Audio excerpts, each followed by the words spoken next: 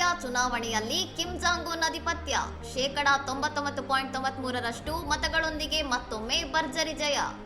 March 15ರಂದು ನಡೆದ 15ನೇ supreme people's assembly ಚುನಾವಣೆಯಲ್ಲಿ Kim Jong Un ನೇತೃತ್ವದ ವರ್ಕರ್ಸ್ ಪಾರ್ಟಿ ಆಫ್ ಕೊರಿಯಾ ಮತ್ತು ಅದರ ಮಿತ್ರ ಪಕ್ಷಗಳು ಎಲ್ಲಾ ಸ್ಥಾನಗಳನ್ನು ಗುಡಿಸಿ ಹಾಕಿವೆ. ಈ ಬಾರಿ ನೋಂದಾಯಿತ ಮತದಾರರಲ್ಲಿ 99.99% ಜನರು ಮತದಾನದಲ್ಲಿ ಪಾಲ್ಗೊಂಡಿದ್ದು, ಕೇವಲ 0.0037% ಜನರು ಮಾತ್ರ ವಿದೇಶ ಅಥವಾ ಸಮುದ್ರದ ಕೆಲಸದ ಕಾರಣದಿಂದ ಹೊರಗುಳಿದಿದ್ದರು. ವಿಶೇಷವೆಂದರೆ 1957ರ ನಂತರ ಇದೇ ಮೊದಲ ಬಾರಿಗೆ 0.07% ಜನರು ಅಭ್ಯರ್ಥಿಗಳ ವಿರುದ್ಧವಾಗಿ ಮತ ಚಲಾಯಿಸಿರುವುದನ್ನು ಅಲ್ಲಿನ ಸರ್ಕಾರಿ ಮಾಧ್ಯಮಗಳು ಬಹಿರಂಗವಾಗಿ ಒಪ್ಪಿಕೊಂಡಿವೆ.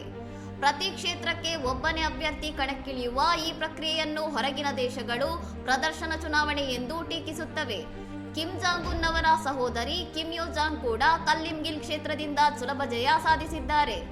ಈ 0.07% ವಿರುದ್ಧ ಮತಗಳು ಸೋಷಿಯಲ್ ಮೀಡಿಯಾದಲ್ಲಿ ಭಾರಿ ಚರ್ಚೆ ಹುಟ್ಟುಹಾಕಿದ್ದು, ಆ ವಿರೋಧಿಸಿದವರ ಸ್ಥಿತಿ ಏನಾಗಿದೆಯೋ ಎಂದು ನೆಟ್ಟಿಗರು ವ್ಯಂಗ್ಯಾತ್ಮಕವಾಗಿ ಕಮೆಂಟ್ ಮಾಡುತ್ತಿದ್ದಾರೆ. ಇನ್ನಷ್ಟು ಸುದ್ದಿಗಳಿಗಾಗಿ ನೋಡ್ತಾ ಇರಿ ಸೌರಂ ಟಿವಿ.